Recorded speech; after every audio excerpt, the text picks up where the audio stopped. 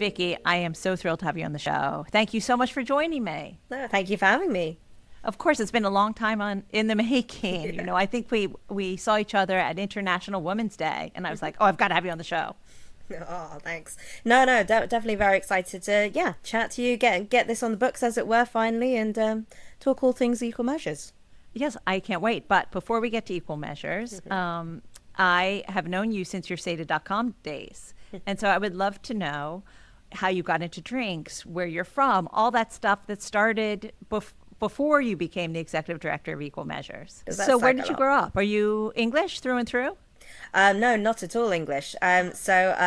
Don't be fooled by the accent, right? Don't be fooled by the accent. Yeah, the accent will throw you. But I was actually born in Scotland, in Glasgow, and so I always say I'm Scottish, Sri Lankan.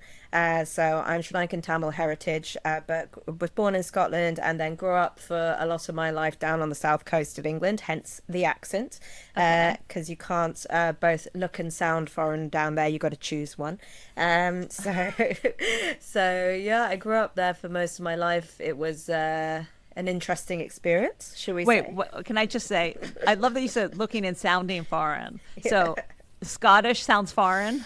Oh yeah, down there it's if you don't sound like South Coast English, British English, then that is a bizarre thing. It's an interesting place growing up kind of in and around the New Forest. It's a very beautiful part of the world, but unfortunately quite problematic in many ways. Now, you said problematic. Do you want to talk about why it was problematic? Yeah, sure. So in my schools and in the surrounding area, my family and me and my brother were pretty much the only non-white British people there. And whilst I come from a very privileged background in many ways, classic immigrant story of my parents coming from over from Sri Lanka as first generations immigrants, worked incredibly hard to give us everything they didn't have, which meant an amazing education. However, unfortunately, down there was a huge amount of racism, huge amounts of just general xenophobia, queerphobia, all the phobias, and that was very hard growing up in that environment. And it led to a lot of bullying from students, parents, teachers, a lot of problems, and just growing up in a way that you always felt like an other and were treated that way, and always had to be defending yourself. So it wasn't the most wonderful of childhoods in that respect. Well, I'm sorry about that. Now, was some place like London a place that you thought, oh, when I can get out of this, I'm heading there? So I was actually told by people all my life, "Oh, you'll never love London. You're a country girl.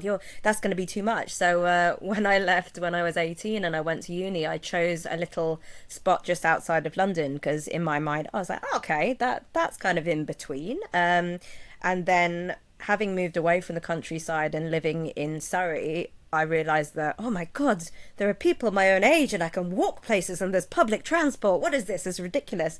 And completely fell in love with the idea of just being more connected. Moved to London when I was about 21, and London is very much the only place other than Scotland that I've ever felt like is a home for me. I'm absolutely in love with London, its vibrancy, its multiculturalism, just generally there's so much you can do here and there's so many opportunities and wonderful humans. Oh, that's good to hear. I feel the same way. I love it for all those reasons as well. And when you got to university, were you like, oh yeah, this is it? What were you studying? So I was studying English literature. So I did that as a BA and then part-time MA whilst working. And I always just did it because I just liked reading and escaping into those worlds. And I'd started my own freelance journalism and photography business when I was 15, 16. And I always did journalism sort of on the side. And I thought I wanted to be a music journalist. And then when I went to uni, I decided maybe not. And then I just kind of for my entire kind of, 20 years nearly of working, I've always just seen journalism as a side project until it wasn't. And then, as you mentioned, Sated Online is, my publication. That is an online publication that treads bridges the gap between consumer and trade. It's for the curious consumer, but lots of nerdiness and focus on why hospitality is so interesting and has such incredible people in it working within it. And why were you drawn? So you said first music. Was that when you were 15, 16, you were writing about music and interested Yes. in it? Yes, very much. So that was my first ever thing. I loved music. I was very much into rock, punk, metal, and everything in between. And I thought I was very shy back then. And so I wanted to get over my shyness. I wanted to meet all these incredible people who made this music that sung to me. And I also wanted to learn about photography. So I decided to contact some local bands and go to local venues and say, hey, I'm good at words. Would you mind if I come and get a free photographer's pass? You can keep any photos I have, and I'll see if I can get it written up for some publications. And then that kind of led me to be on the books as a freelancer for a load of big rock and metal publications, and it kind of all went from there. That's so fabulous. I had no idea. Any bands you would have heard of? Oh God! Do you like metal? A little. A little metal. A little. Oh gosh! So punk and metal mainly. So I did a lot with Anti-Flag and with the Stone Roses back in the day, and their kind of offshoots of that. Panic Cell, Tourist Ass, lots of things. Went to Download Festival as a journalist. Do you still listen? Oh yeah, occasionally. It's great when you're on a road trip, and weirdly those songs when you're a teenager that you just, for some reason, you always remember the lyrics, whereas nowadays I can't remember any lyrics to any songs that are new, but for some reason 20 years ago songs are very much stuck there, so you might see me moshing in a car to random metal tracks. My dad used to say, if you knew your homework as well as you knew those lyrics, I think it's just something when you're 14, 15, 16, 17, you are a sponge. And those songs will always remain your favorite, no matter what. Now, you said you no longer wrote about that, and journalism was a side hobby. So why even start Seda.com, and why the hospitality business? Because that certainly isn't the music. Yeah, so I sort of fell into professional journalism after uni by accident. Two of my friends at the time, they had a print publication which was fashion. I know nothing about fashion. I'm very much here for the canapes. Like I don't know anything about it. But they got investment and they became a global print magazine. And I'd been doing some little bits of freelance work for them as a journalist and an editor for when it was covering Fashion Week and London Men's Collection. And as they were my friends, they knew me and what I'm about, and what I love more than anything is bringing people together over food and drink, and being able to host people and feed people till they pop and all that. And I loved just drinking, going out, meeting people. So when they got investment, they asked me to come on board to start a new section. And they said they don't really know what it wants to be, but it's me, so therefore it's going to involve food and booze. So they asked me to go away and have a think, look at their audience, and figure out how to create a new section within the print and online magazine. So I did that, and I decided it was going to be food and drink within London and the UK, to soft launch it for 3 months, and then after that 3 month we're going to soft launch travel. So it became food, drink and travel, and that was me as my becoming lifestyle editor for this global print magazine. And within 2 issues, the lifestyle section became the second biggest within the print issues, going from 6 pages at a start to I think it was something like 34 pages. Oh boy! So it grew very fast. It Yeah. worked within the kind of aspirational luxury element of what that magazine was in terms of fashion. So we became a fashion and lifestyle men's publication, and that kind of got me into the trade side of hospitality, and I fell head over heels in love with it.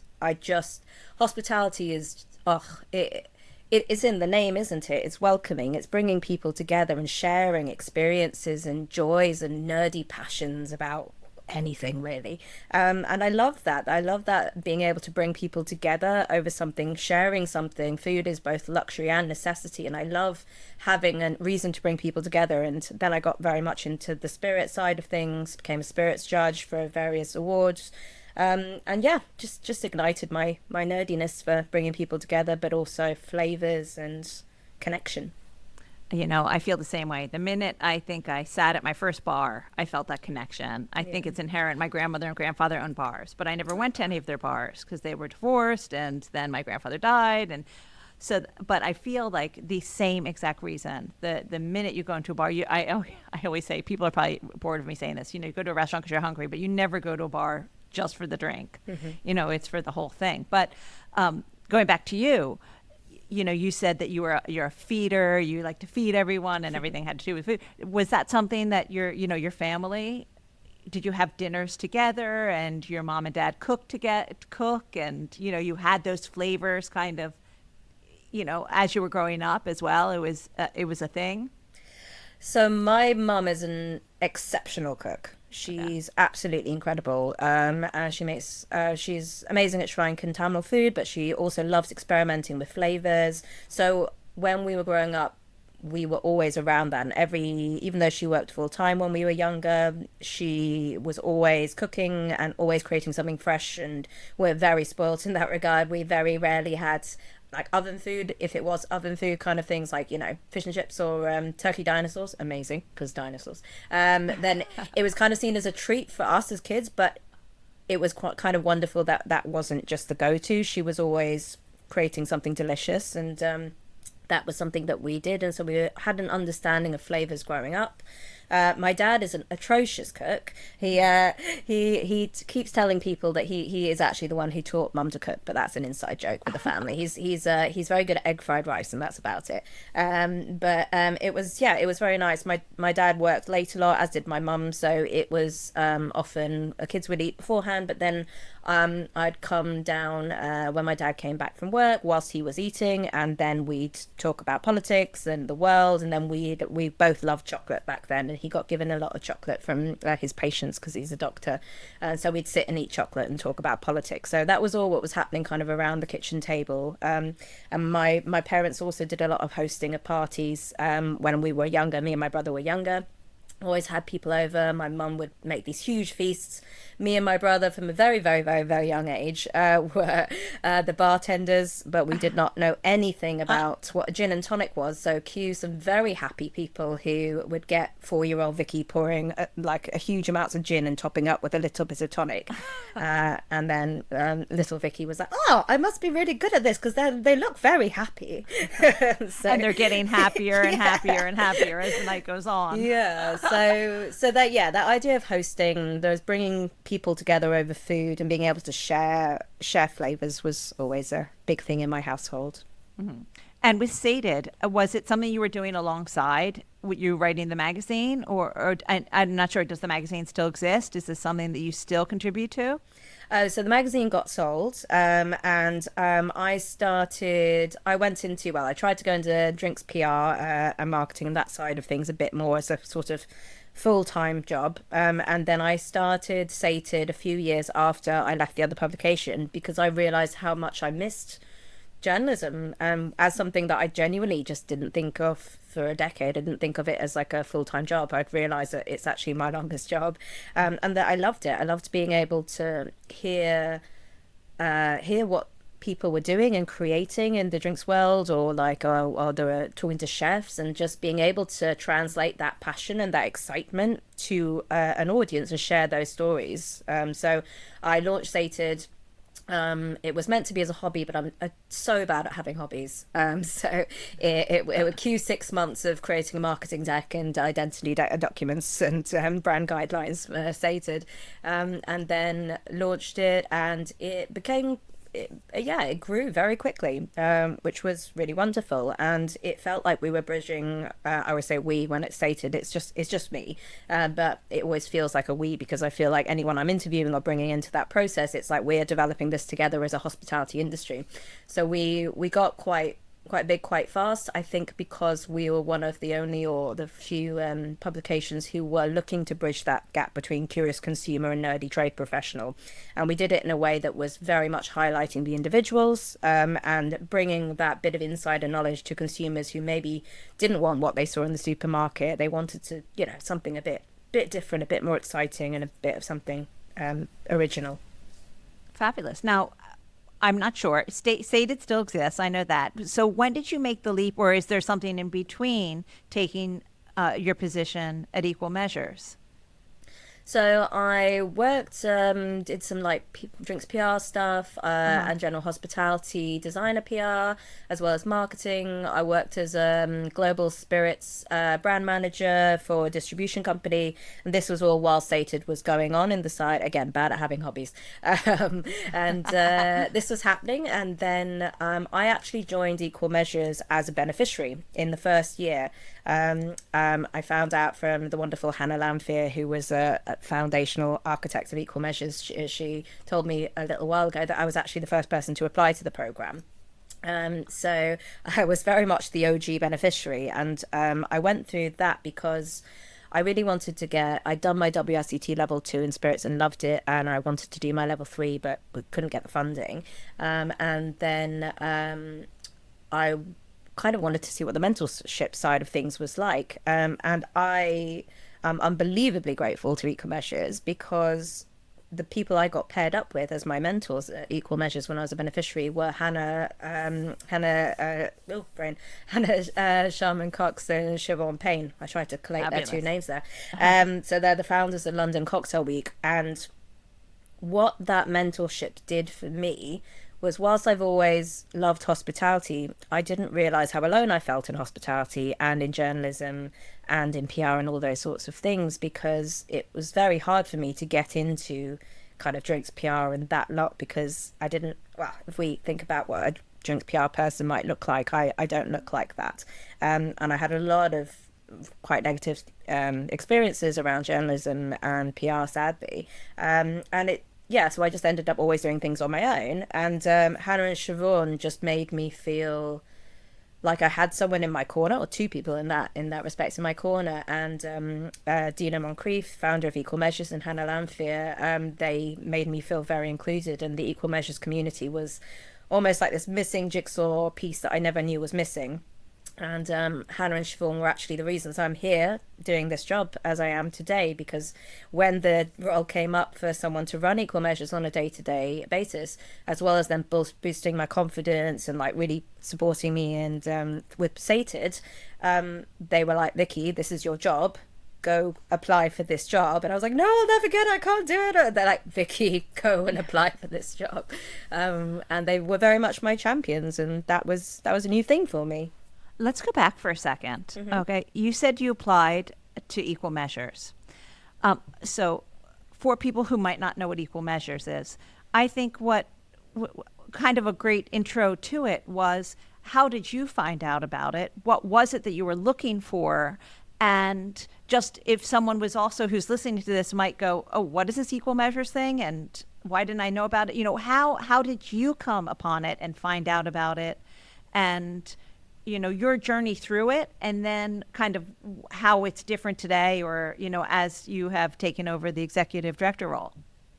Yeah, so I was very lucky to find Equal Measures because I found it through Facebook, because I was linked up with Hannah Lamphere, who back then was the director of the mixing class, which was the education partner, or still is the education partner for Equal Measures. And so I saw it on her Facebook, and then immediately I was like, oh, what's this? And what it was then, as it is now, but with a bit more, is it's a non-profit that is looking to make the drinks and hospitality industries more intersectionally inclusive by supporting anyone who's faced systemic barriers to their career progression due to bias around their identities.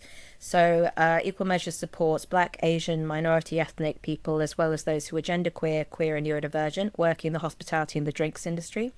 And it provides fully funded WSETs, level 1, 2 and 3 in spirits, as well as minimum of 6-month mentorships with key figures in the global drinks industries, as well as huge amounts of opportunities, vocational training, community days, networking, and job prospects. So that's Equal Measures. And so I came across that, and after being a bit skeptical and having a little bit of imposter syndrome of, oh, I'm not a bartender, mate, I'm just a journalist, I'm not really in the industry, I talked to Hannah Lamphir, and she said 100% please apply. This is meant to be from bar to boardroom. We're not just looking to diversify hospitality, within people working the bar. It has to be in all facets. And so I applied, and Oh, I'm yeah. sorry. I'm just going to interrupt you for a second. What were you applying for? I mean, so you wanted to, I'm sorry, you did say you wanted to take the WSET, the level 3. And this was something that you were looking for funding for. Is that correct? And so you looked on Facebook and you found this and you thought, oh, I'll apply. Yes, Is that yeah, correct? yeah, That's pretty right. much that. Yeah, Uh-huh. so I was looking for the WSET Level 3 in Spirits course, and saw that you could get funding through Okay. Equal Measures. All right. All right. And then you got it. You were the first beneficiary. Yes. And you said OG. OG, original. Yeah. Original, sorry. Yeah. Okay. The OG.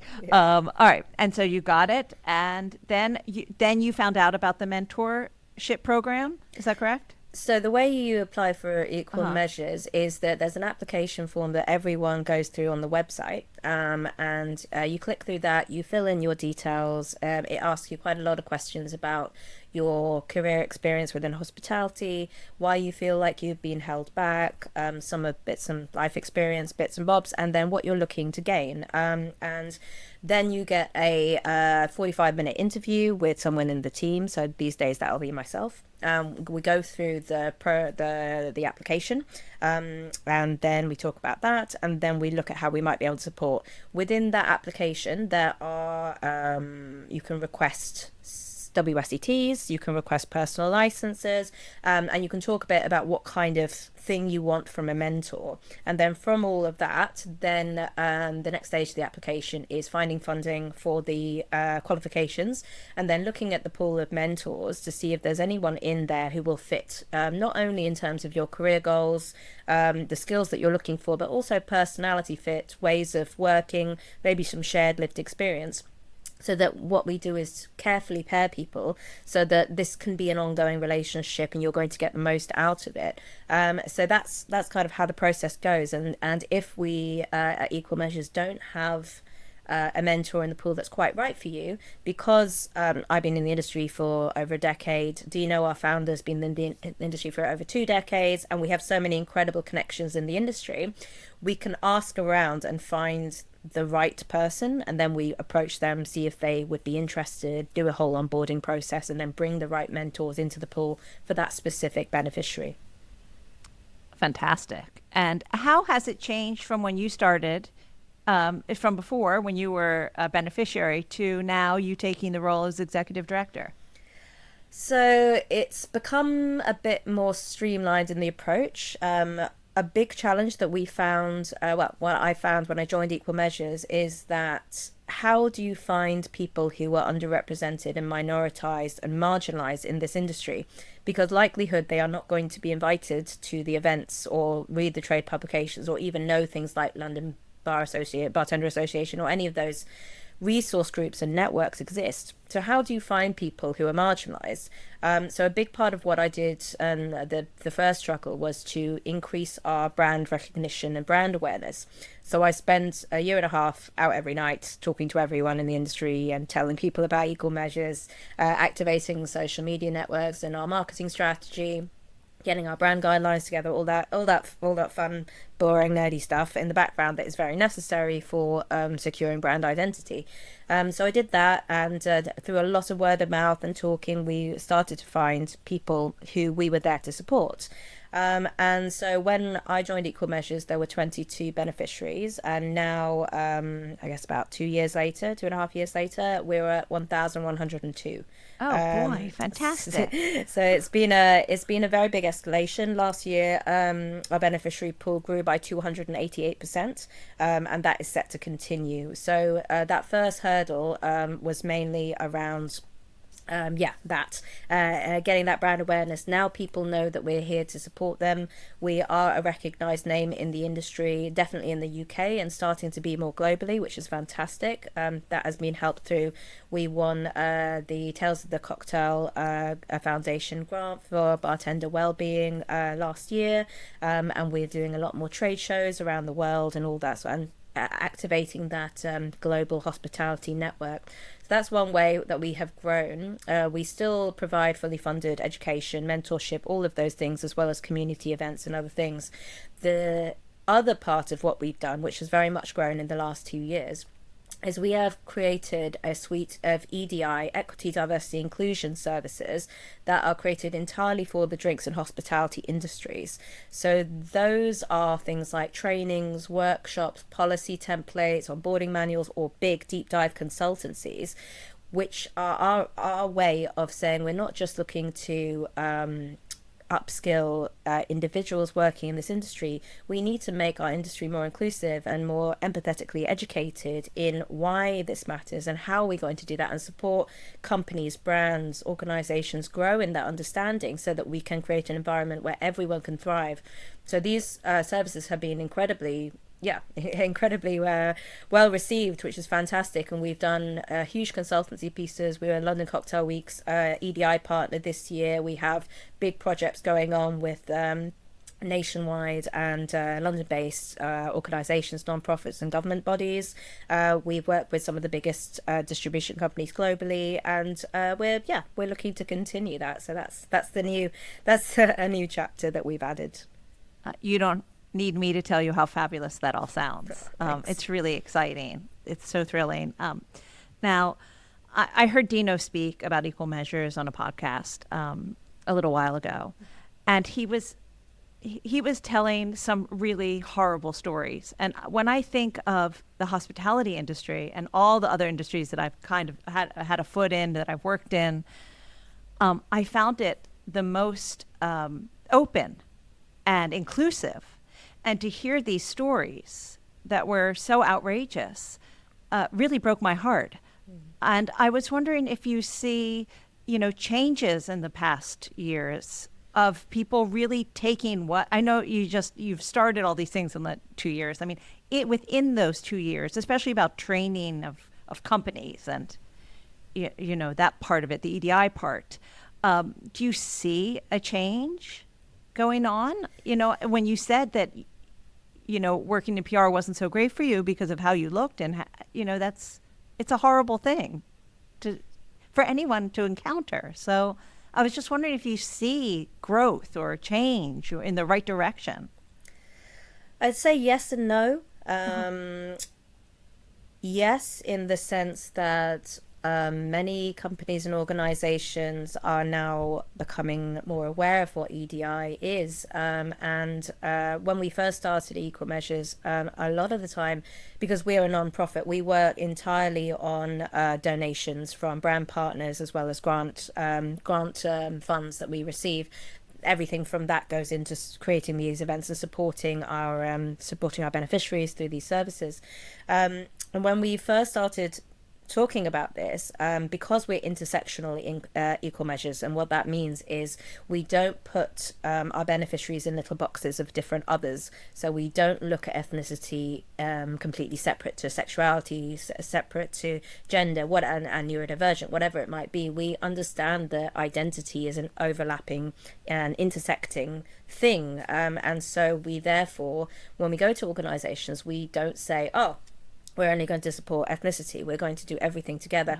And that has been quite a hard thing to get the bigger companies to understand, because they're often seen as little pots of money for different causes, as it were, for Black History Month, oh, we're going to do this, oh, for Pride Month we're going to do this.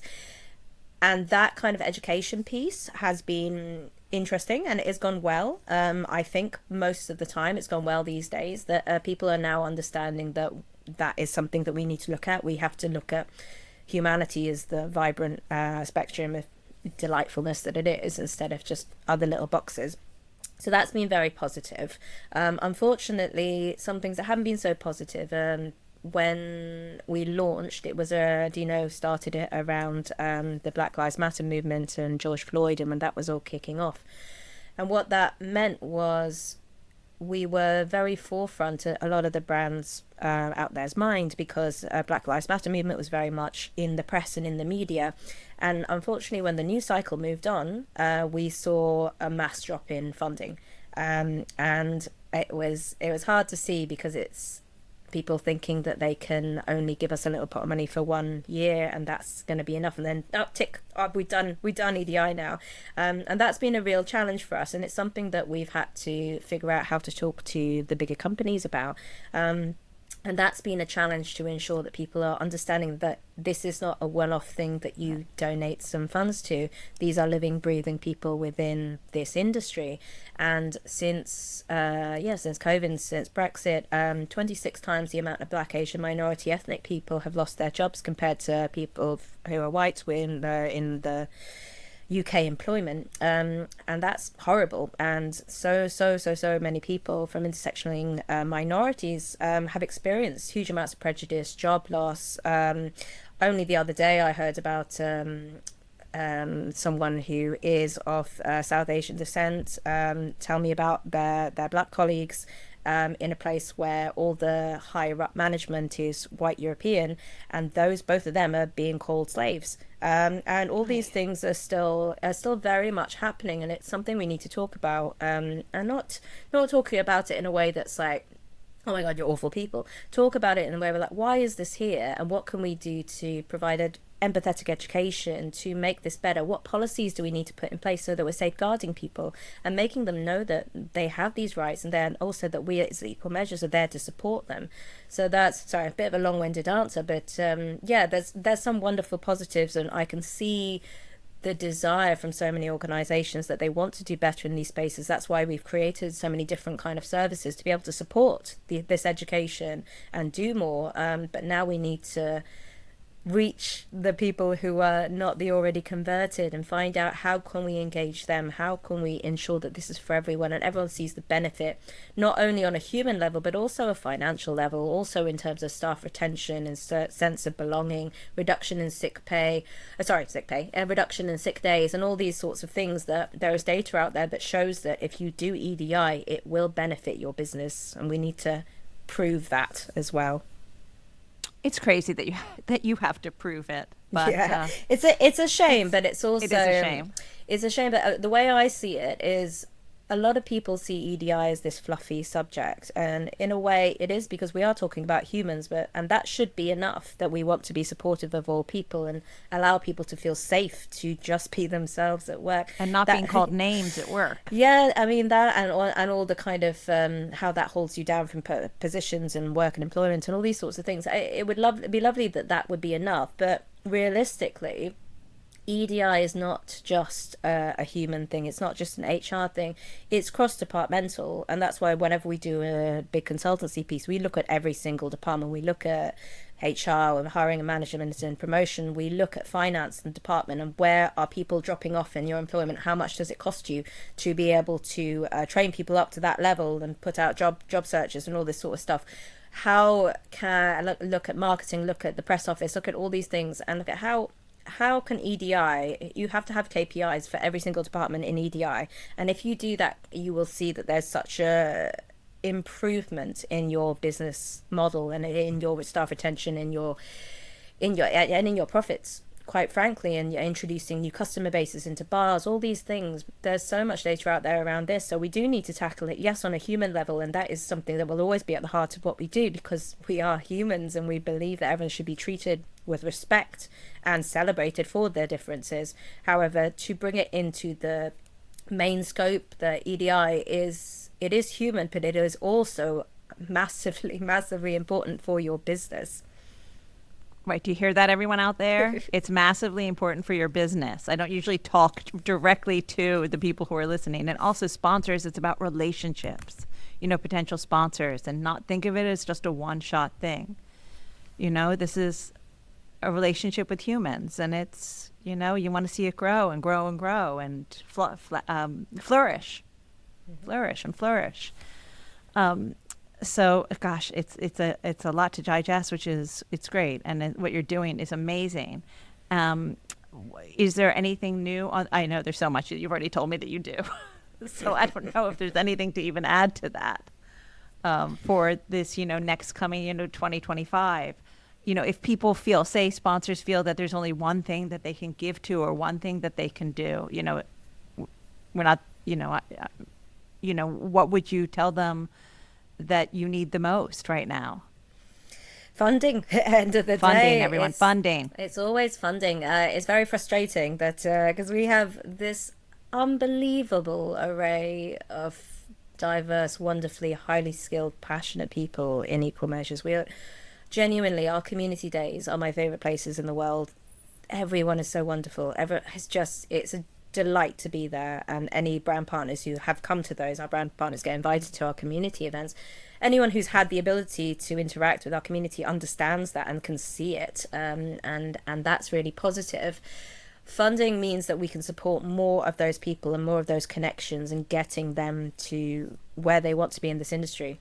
What we've tracked is that within 9 months of a beneficiary being at Equal Measures, 90% of them report positive career progression. How we track positive career progression is in terms of salary, job title, but also well-being, desire to stay in this industry, new goals within this industry. There's a whole array of how we track that, and to say in 9 months and with quite limited, let's be honest, quite limited investment in an individual, just showing them that we are here to support them and having a safety net for once, as well as having those brand partners behind them, you can get 90% success rate.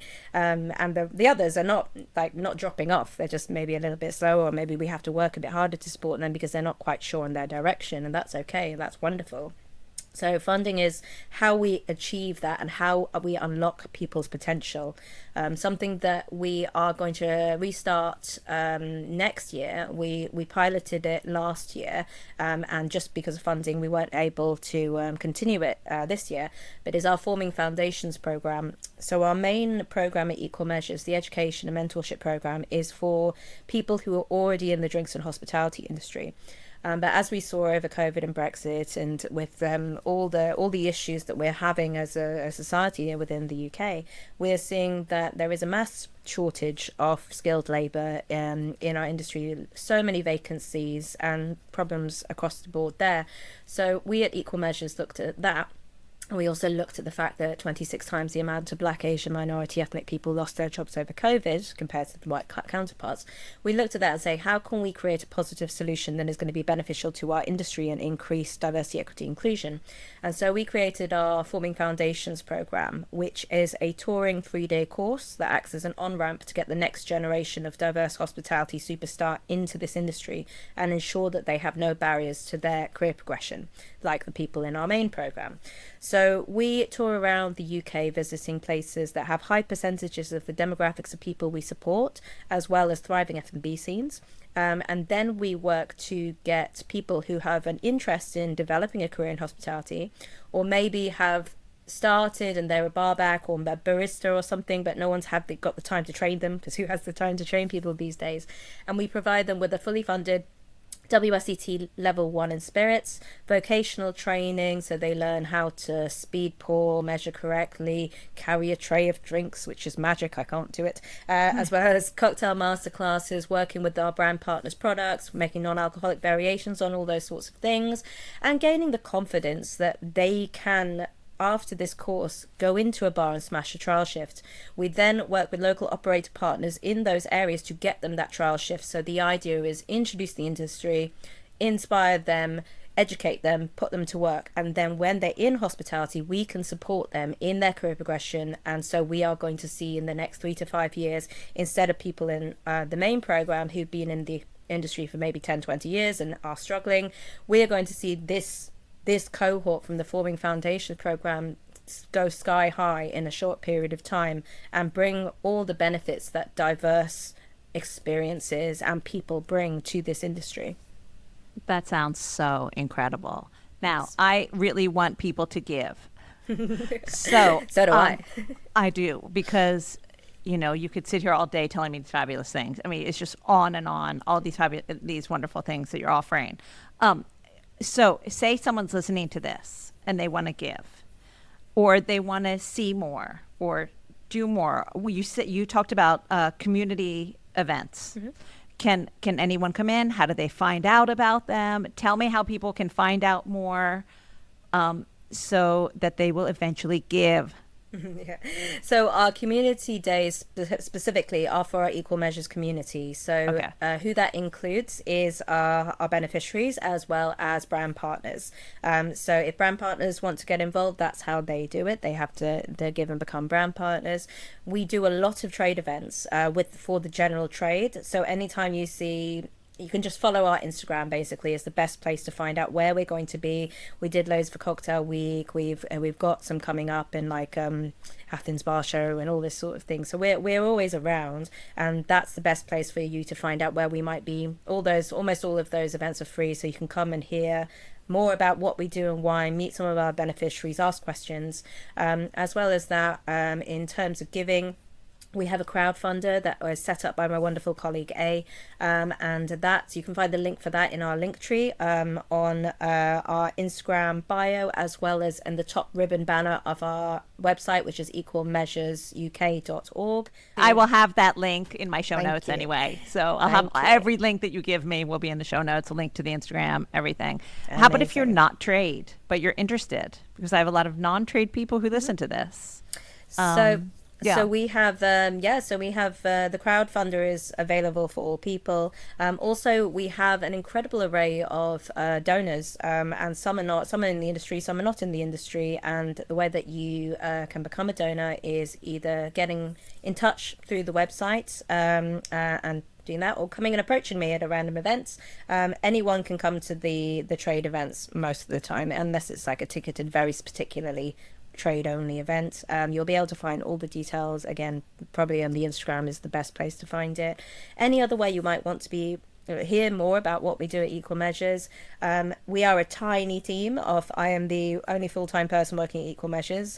My wonderful colleague A, she works part-time, and then obviously we have Dino, our incredible founder, is always around doing incredible things. But if you get in touch with anyone through the website or through the Instagram, we're always happy to jump on a call. It'll likely be me, it might be Dino, we always want to talk about what we do and to share the love, really. Absolutely. And if you're at Hasha Brixton or Hasha Yes. Islington, okay, and you see Dino or anyone there, you go up to them and say, I want to give to Equal Measures, please. Okay? Right? Actually, so people, something I keep hearing from people is they get very nervous about what they can do as individuals. They want to do something. They listen to these podcasts, they come to our panels, and they are inspired but also nervous. And they're like, oh, this is such a big ordeal. What we can't possibly make any changes ourselves. But honestly, the first thing I ever do when I'm talking to an individual or going into a organization or a venue or a brand and saying, okay, the first thing that you need to do so that we can all improve inclusivity is look internally. Look at what you are good at as a brand or as a bar or as an individual, and be honest and open and empathetic with yourself, and look at what you might need to improve or what's missing. And then there are so many free resources out there. You can find some on the Equal Measures resource page.